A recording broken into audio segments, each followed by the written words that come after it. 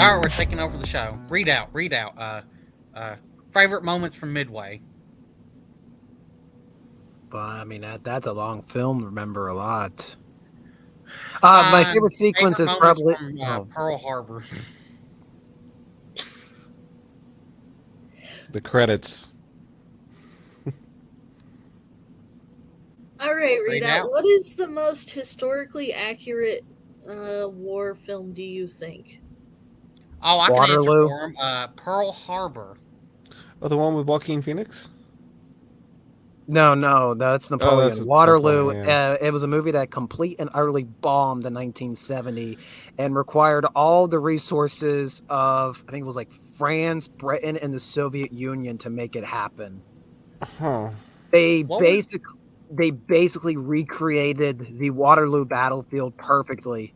I mean, I am not a supporter of communism, but Soviet Red Army can get shit done. I'm just going to say.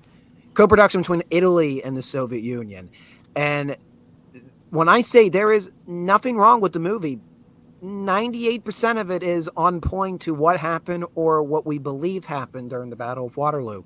It stars Rod Steiger as Napoleon, Christopher Plummer, he plays Wellington.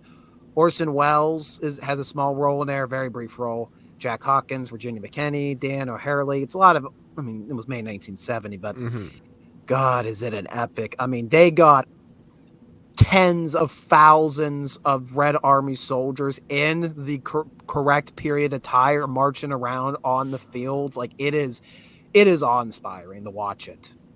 What was the movie where the British soldiers fight like the Zimbabwe tribe or whatever? Oh, that's Zulu. That's Yeah. when that was during the Anglo-Zulu War of 1879.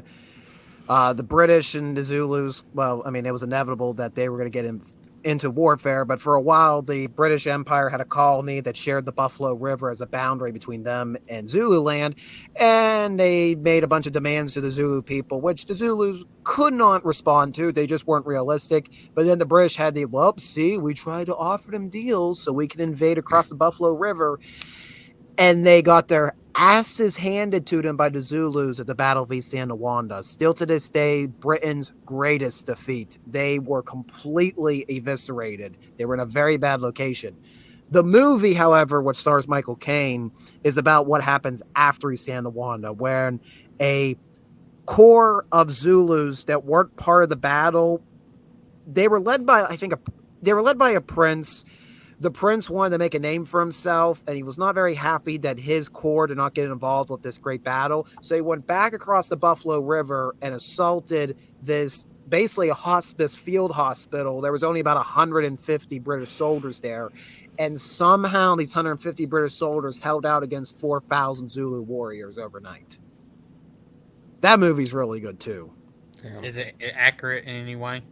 It's decent. I will say this, the set dressing is very inaccurate to what the actual work strip station looks like. That being said, it is very, very respectful to both the British and the Zulu people. There is, everybody who goes on saying, well, nobody's ever made a movie that respects this group of people. Zulu completely respects the Zulu kingdom in that film. They were fully they recruited people, descendants of the actual Zulu warriors, to be in that film as extras. Like, they went the whole 9 yards. Okay. It's still made in 1964. Final Countdown.